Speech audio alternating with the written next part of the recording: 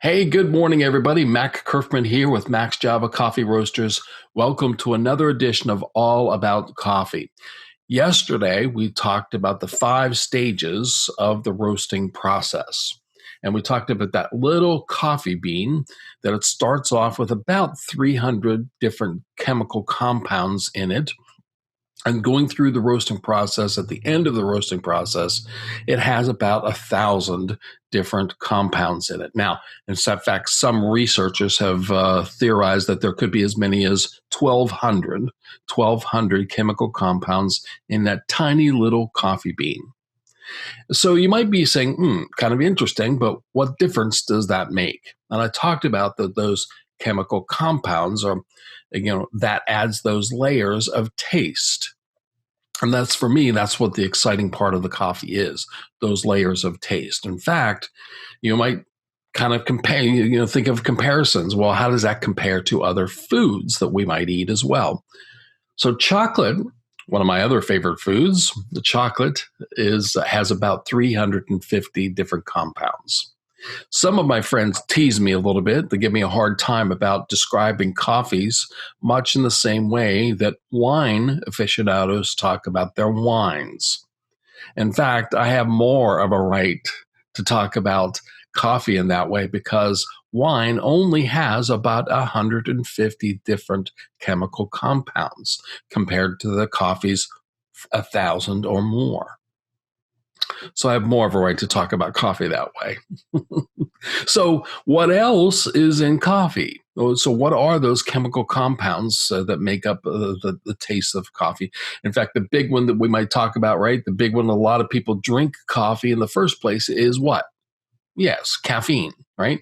Caffeine, you have about 1.2% caffeine in coffee. 1.2% in Arabica coffee. Robusta coffee, remember the two species of coffees, the two main ones that are produced in around the world, Arabica coffee and Robusta coffee. Robusta actually has about double the amount of caffeine, about 2.2% of caffeine in that bean.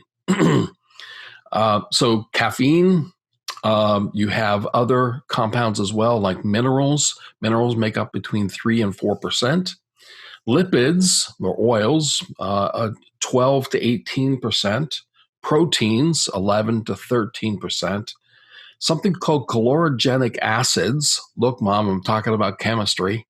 Calorogenic acids make up about 5.5 to 8%. Now, those calorogenic acids are pretty important because what happens in the roasting process is those acids break down.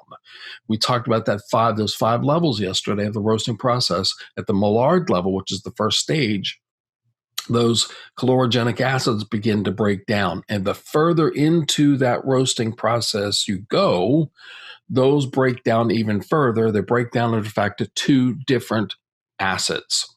And those 2 acids are responsible for the astringent taste that you might taste in heavily roasted coffees. Dark roasted coffees have that astringent taste. The big coffee chain, which I won't mention the name of, but you know it, the big coffee chain roasts their coffees very dark, and that's why you get that astringent taste in the coffee, the acidic taste in that coffee. Those 2 acids are responsible for that taste. The largest part of the coffee bean are made up of carbohydrates, specifically sugars, right? You've got the monosaccharides, the polysaccharides, the sucrose. In fact, this has kind of become the holy grail, if you will, of specialty coffee now. They're trying to grow, the growers are trying to get their coffee trees to produce coffees that are higher in particularly sucrose. Because it's now become the holy grail in specialty coffee is the sweeter the cup, without adding anything to it, the sweeter the cup is what they're trying to get to. So specifically in the growing process, get that coffee bean to produce that itself, but also we'll talk later on about the roasting process. We can actually bring out some of those sugars as well. So that's a little bit of chemistry for the day. Hope you're having a great day. Continue, please, to have that great day. Make it a great day. Don't just have a great day. Make it a great day. And I'll see you tomorrow. Thanks, everyone.